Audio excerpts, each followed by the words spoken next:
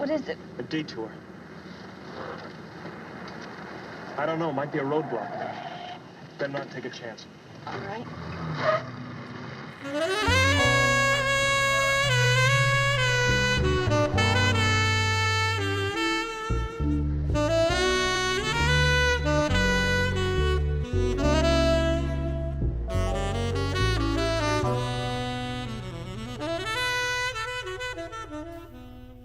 What do you mean you left something for me? Where you left something for me in this place?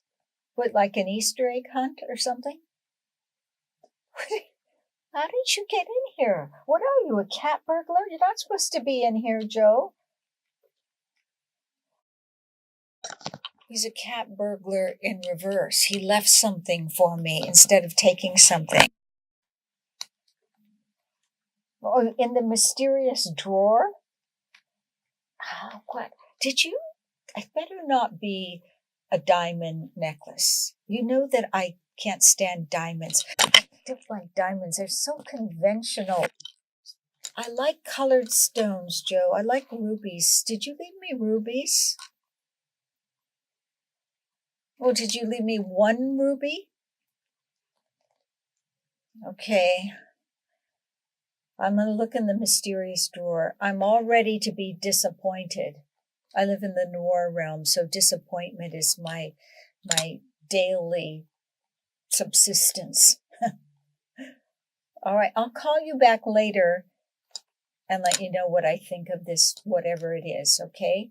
You better not disappoint me too much, Joe. All right? I'll talk to you. Not now.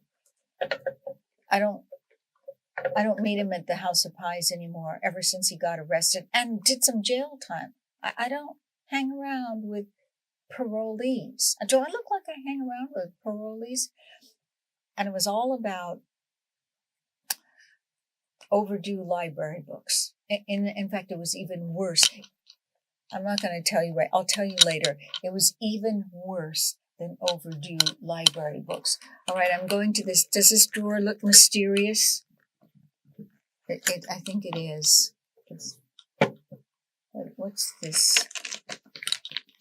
Oh, look, this is so witty. Oh, what's the expiration date? Let's see, I got a couple more months to eat this. It's candy, but it's Korean candy, but it's hard boiled. Get it? It's hard boiled.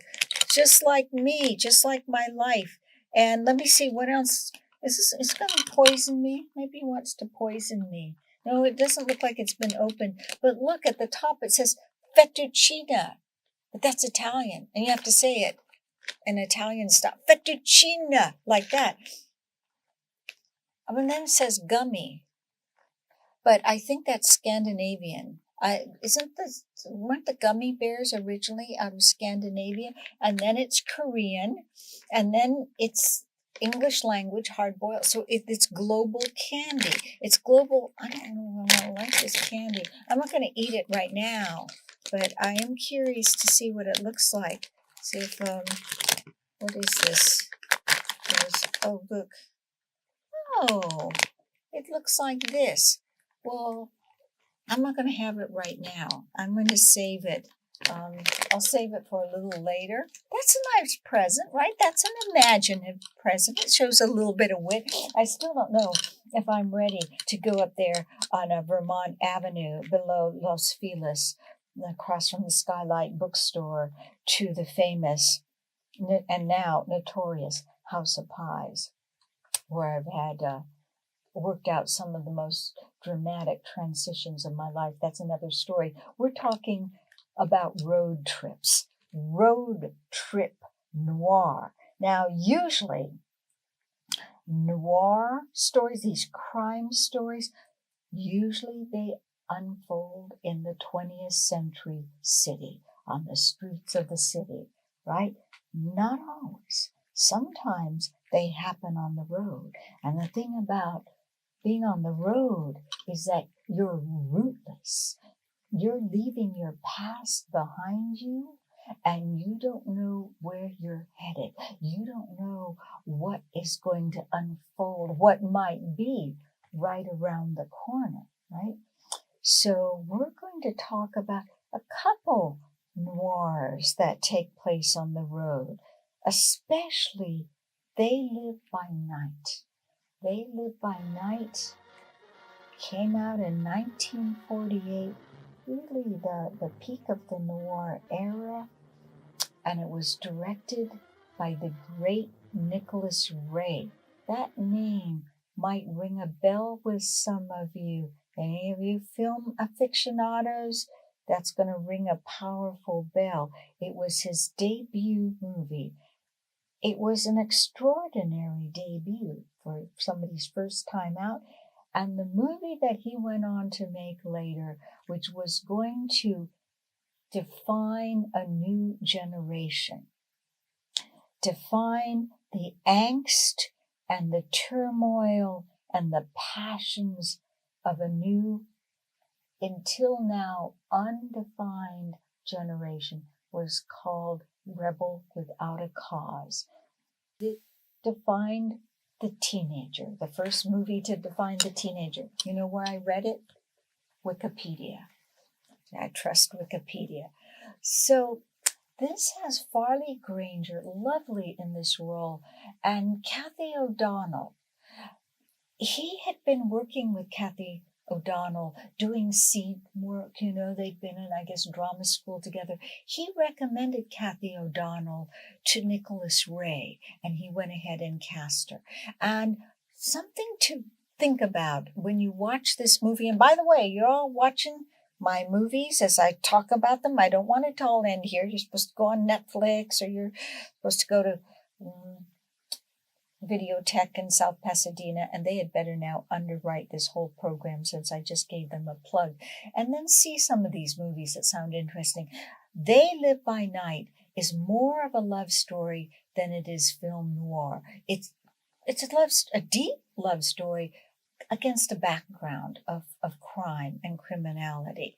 And one of the things that struck me about this when I watched it is the quality of intimacy that Nicholas Ray gets between Farley Granger and Kathy O'Donnell. How absolutely convinced we are that they are absolutely in love and nobody else will do.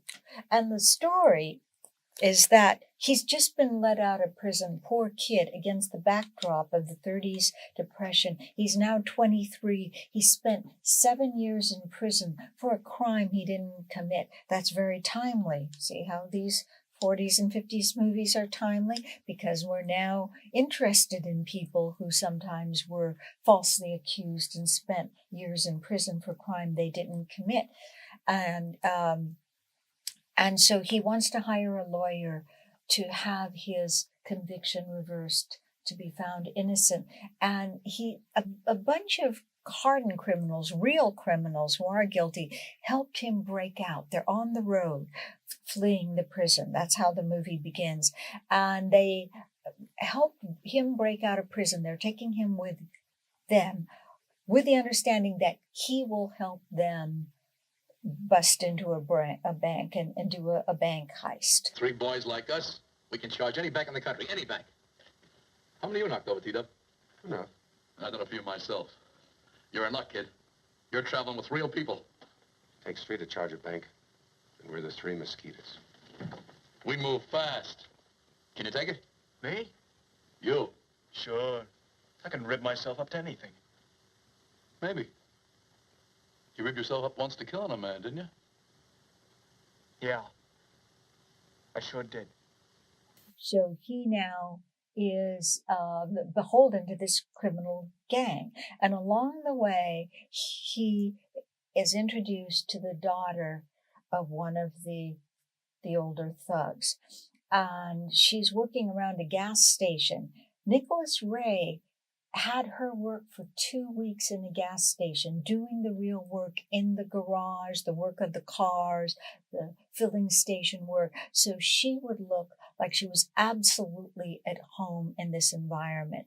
And when we first see her, she looks rather plain. And I like this about the movie, that she doesn't look like one of these glammed up women with a really sprayed on looking platinum hair and the perfect curls. She actually looks like a real woman you might see. But in this dowdy in pants, and you so rarely saw women in pants and looking very plain, and you immediately see the connection between them. And Farley Granger has said that Nicholas Ray took him aside and took aside all the actors for their major scenes and had a quiet, confidential talk with them. And Farley Granger, in the part that I read anyway, did not say what that talk was. It was something personal.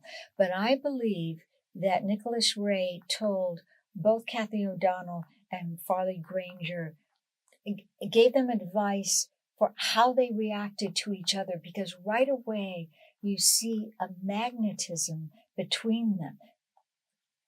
And later, these love scenes are beautifully shot. We get the intimacy. How about something for you then, Zelton? It's a little old watch. Do you want it? Do you want to give it to me? Yes. Then yes. I want it.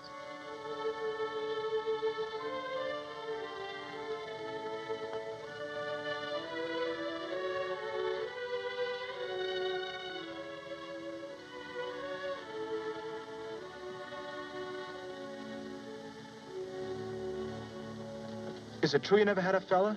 Even just to go to church with or something like that? Do you think I should have?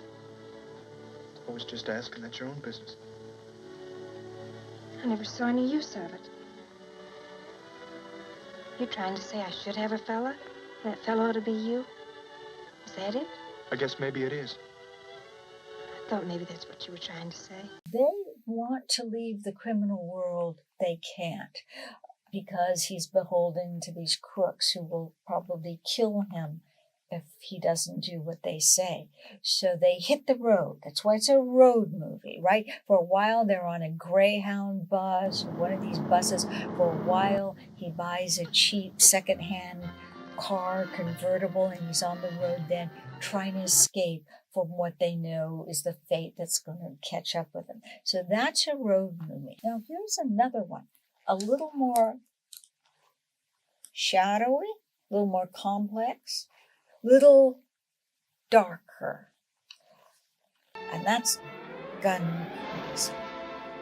Gun Crazy, directed by Joseph H.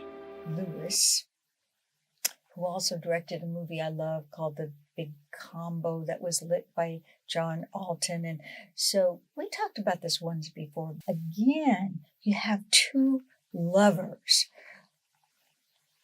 And I guess it's love. It's a little bit more demented. This is a more demented love. The other is more pure love.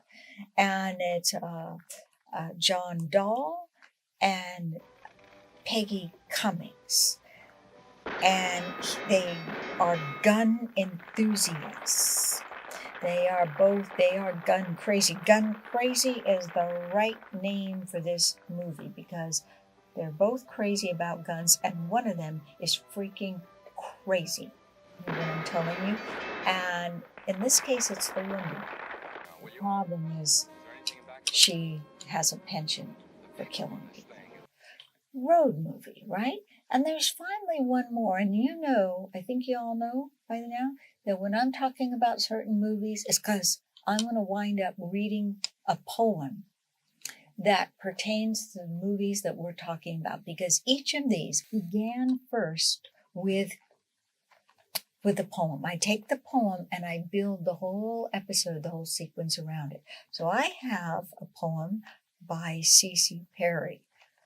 Terrific noir poem. It's just, it has the tone, it has the manner, it has the style, the voice, and it's going to be about a couple going on the road. So one more, if you're in the mood for noir on the road, one of the most famous ones is called Detour with Tom Neal, and the appropriately named for this movie, Anne Savage, because is she ever? So of this, I only have just a little bit of advice. I'm not going to tell you about the whole movie. I'm just going to tell you what you should not do. That's all.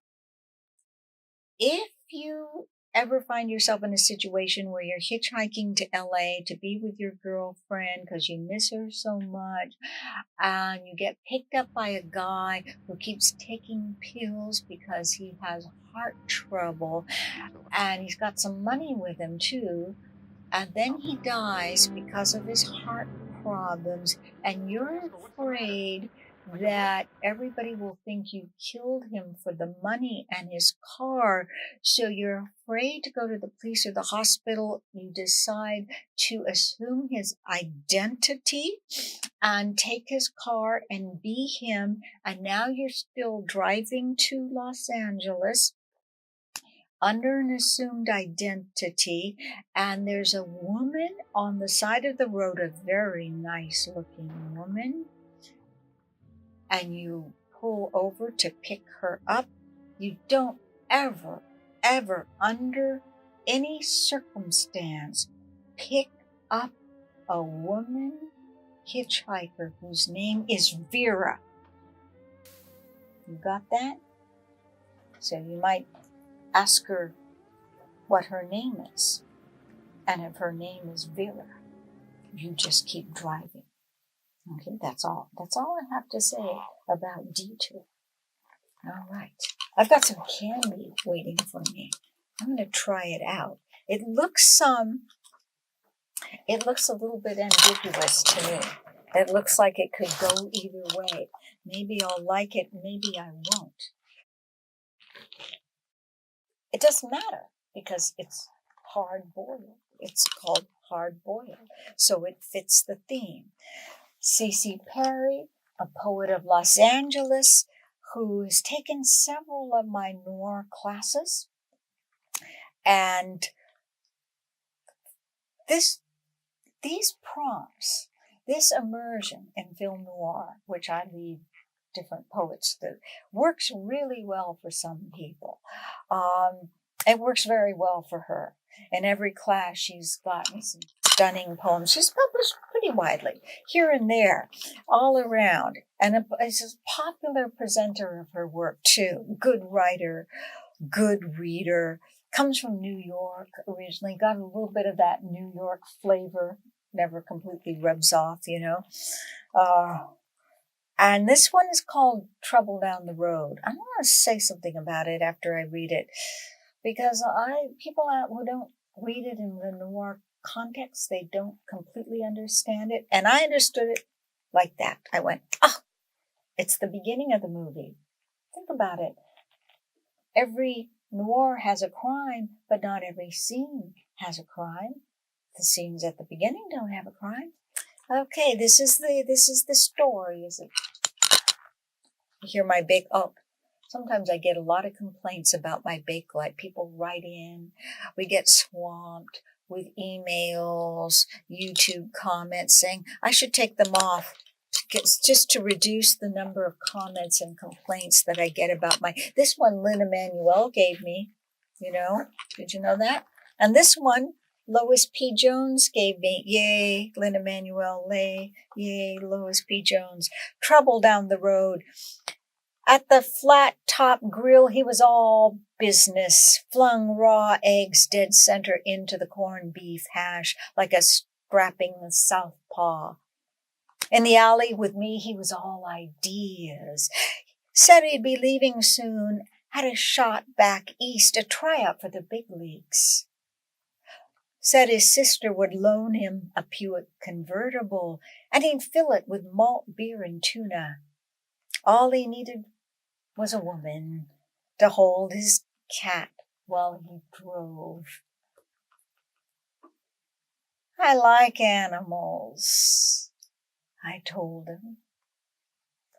Then I dropped my cigarette into the dusty clay, ground it out slow. Felt the road under my foot. All right. Who do you think's going to be the troublemaker in that pair? You know, I sometimes tell my students, give your characters something to do. Give them behavior. That dropping her cigarette into the dusty clay, that grinding it out slow. There's a woman who's going to leave town on the drop of a hat, on a dare, leave everything behind her. No family, no connections. Maybe she has a family and she'll tell him, I'm on my way, see ya. But nothing is holding her down. She's rootless. That makes her dangerous. That makes her interesting. This road is going to open out to adventure, and it's called Trouble Down the Road. So the title does a lot of work. It tells us. And I love that it's beginning to set the mood, the atmosphere, and we're getting an intuition about this woman. That is your poem noir about the road. And 3 movies that are all worth seeing. And now I'm saving this treat for myself. Right? I wish I could offer one to all of you out there. Let's see. Oh, it's spicy. It's Korean, Italian, Scandinavian, noir candy. Oh my God. Oh. God, it's got ginger in it. It's ginger candy. It's pretty powerful. Oh, this is good. I think this will be my favorite candy from now on. Wait a minute. You're not supposed to call me. You're not supposed to call me right now. He's the only person on the planet who has my number, so I know who's calling. What do you want, you parolee? Oh. It's a robocall. All right. Good night, ladies. Good night, gentlemen. And remember, look both ways. Watch your back. And don't let anybody treat you like a 2 for a dime.